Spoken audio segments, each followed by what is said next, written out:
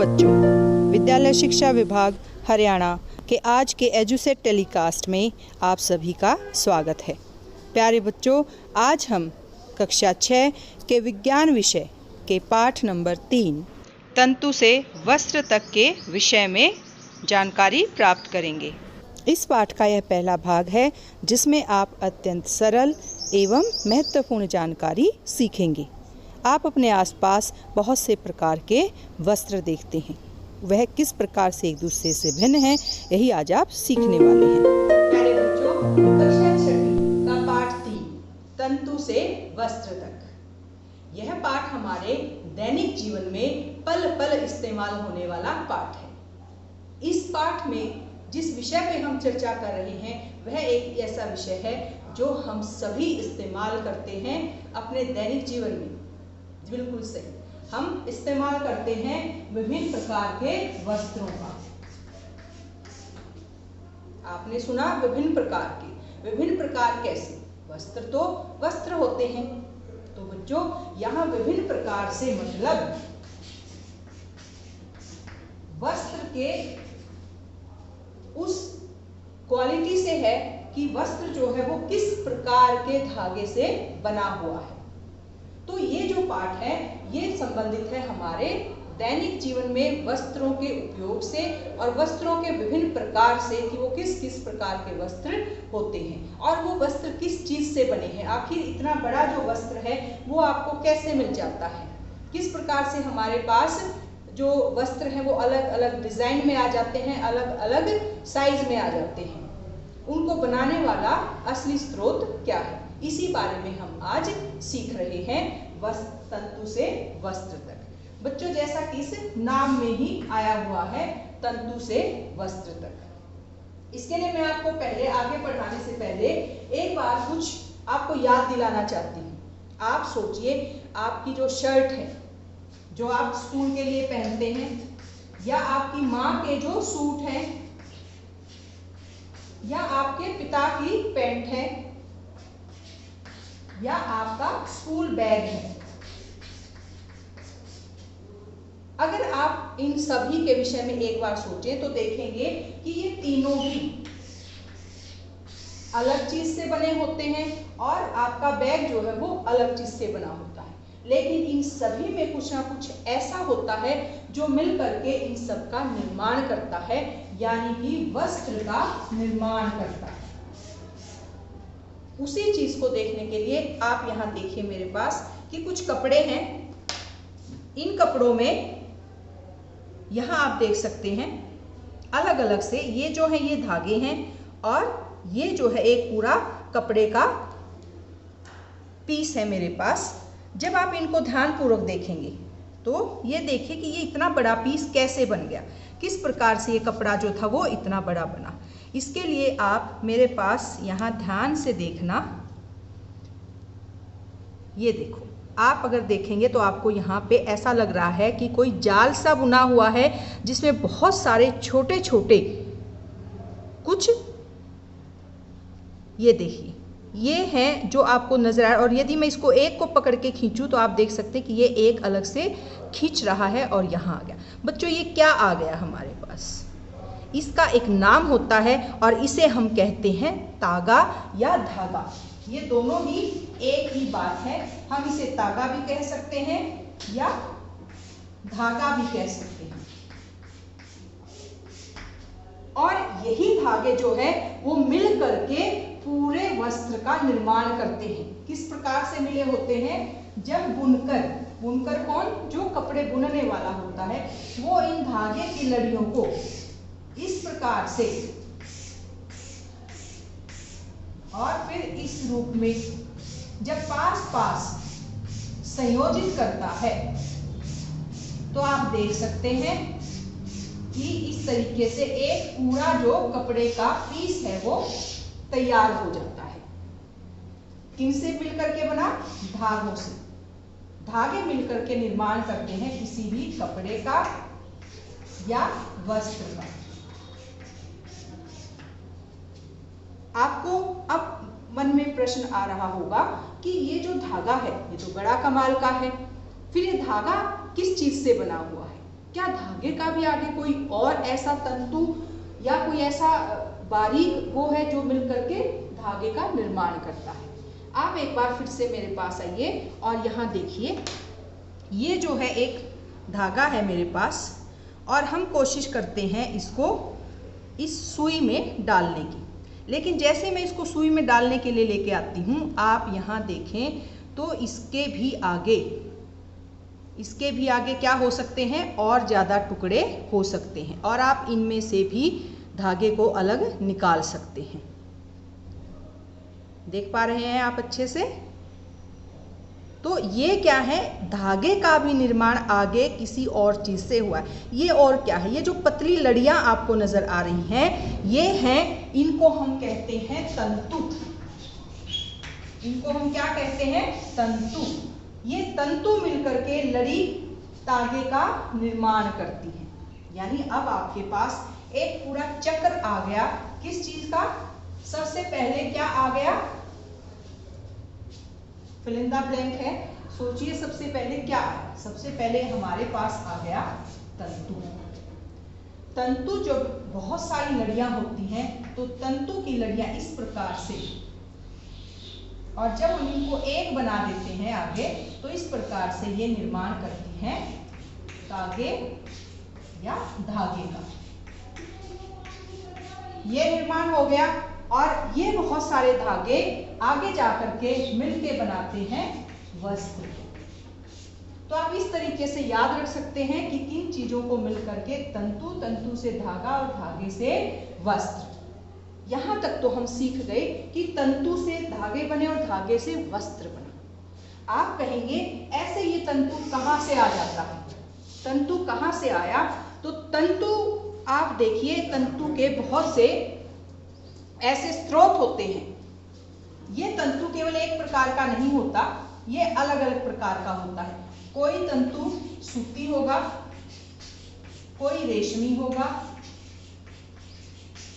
कोई पटसन का बना होगा, या कोई मानव निर्मित, जिसे हम कृत्रिम कहते हैं। ये अलग अलग प्रकार के तंतु हो सकते हैं। तो इन तंतुओं का स्रोत क्या हुआ, जो आपको समझनी है बात कि ये तंतु हमें मिल गए इतने प्रकार के, इन सभी का स्रोत क्या होगा? तो बच्चों, सूती जो वस्त्र है, रेशमी जो वस्त्र है, या पटसन का जो तंतु है, ये सभी हमें मिलते हैं या तो जंतु से या हमें मिलेंगे पादप से। या तो मिलेंगे जंतु से या मिलेंगे पादप से। अब जंतु और पादप तो प्रकृति में होते हैं, तो इनसे मिलने वाला जो भी धागा होता है या वस्त्र होता है, उनको हम नाम देते हैं प्राकृतिक तंतु या वस्त्र का। क्या नाम हुआ? प्राकृतिक। ये प्राकृतिक वस्त्र है। और ये जो कृत्रिम होते हैं, ये बच गया अपना। कृत्रिम जो वस्त्र है या तंतु है या जो धागा है, वो होता है मानव निर्मित। क्या हुआ? मानव द्वारा निर्मित।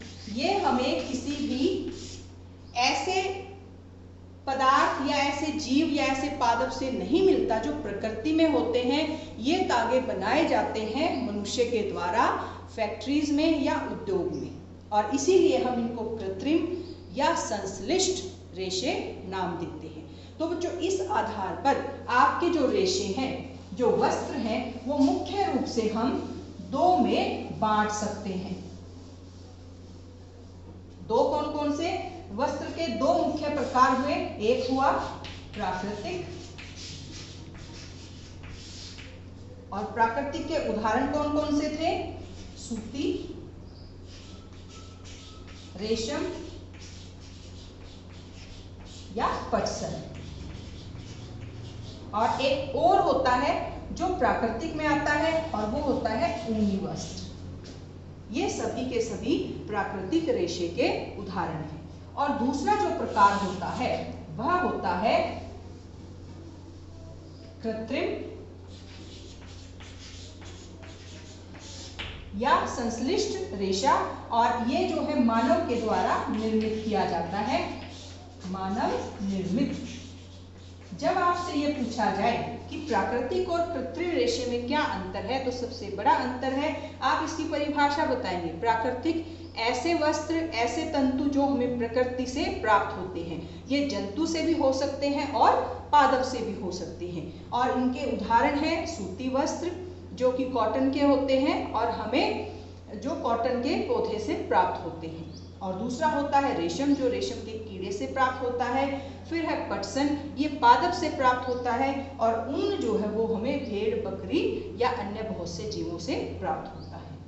जबकि दूसरा जो होता है वह होता है कृत्रिम। यह एक ऐसा रेशा होता है जिसे मानव उद्योग में निर्मित करते हैं, और इसमें भी बहुत सारे जो है वो प्रकार हो सकते हैं, जैसे रेयॉन, नायलॉन,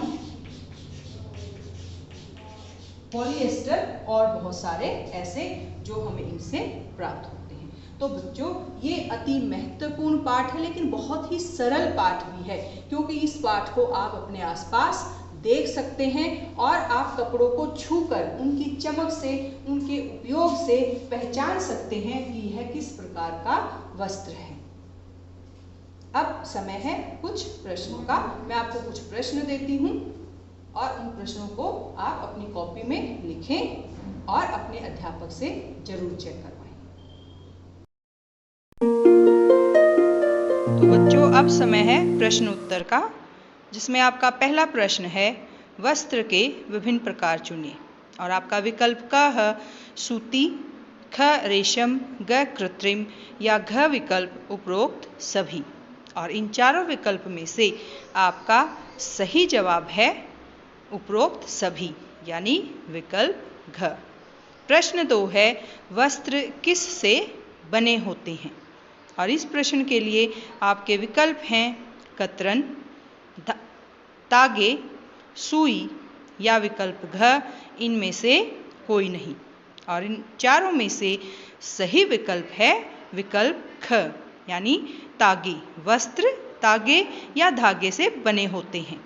प्रश्न 3 है, धागे को बनाने वाली पतली लड़ियां क्या कहलाती हैं? और आपके विकल्प हैं विकल्प क तागा, विकल्प ख वस्त्र, विकल्प ग तंतु या विकल्प घ, इनमें से कोई नहीं। और इन चारों में से इस प्रश्न का सही उत्तर है विकल्प ग तंतु। प्रश्न 4 है बच्चों, पादप एवं जंतु से प्राप्त होने वाले तंतु क्या कहलाते हैं? और इनके लिए आपके विकल्प हैं धागा, प्राकृतिक तंतु, संश्लिष्ट तंतु या उपरोक्त सभी। और इन चारों में से सही उत्तर आप सभी बताइए। बिल्कुल ठीक, विकल्प ख प्राकृतिक तंतु। और बच्चों, प्रश्न 5 है, रासायनिक पदार्थों से मानव द्वारा निर्मित तंतु क्या कहलाते हैं? और आपके विकल्प हैं प्राकृतिक, संश्लिष्ट, विभिन्न या उपरोक्त सभी। और इस प्रश्न का सही जवाब है विकल्प ख संश्लिष्ट रेशे। तो ये थे अपने 5 अति महत्वपूर्ण प्रश्न, जिन्हें आप अपनी कॉपी में लिखें। और अब समय है इस पाठ में आपने क्या क्या सीखा। प्यारे बच्चों, पाठ 3 तंतु से वस्त्र तक के आज के पाठ में हमने सीखा कि वस्त्र सामग्री अथवा वस्त्रों में विविधता होती है, जैसे सूती, रेशमी, ऊनी या फिर पॉलिएस्टर। साथ ही हमने सीखा कि वस्त्र जो हैं वो तागे से बनते हैं, तागे जिन्हें तंतुओं से बनाया जाता है, यानी पहले तंतु, फिर धागे और फिर धागों या तागों से वस्त्र का निर्माण होता है। और एक और अति महत्वपूर्ण बात जो हमने सीखी वह थी तंतु के प्रकार। तंतु या तो प्राकृतिक होते हैं अथवा संश्लिष्ट होते हैं। प्राकृतिक तंतु के उदाहरण जैसे रेशम, ऊन और जूट, जबकि संश्लिष्ट तंतु में नायलॉन और पॉलिएस्टर कुछ उदाहरण हो सकते हैं। तो यह विभिन्न और अति महत्वपूर्ण जानकारी हमने आज के पाठ से प्राप्त की। प्यारे बच्चों, फिर मिलेंगे।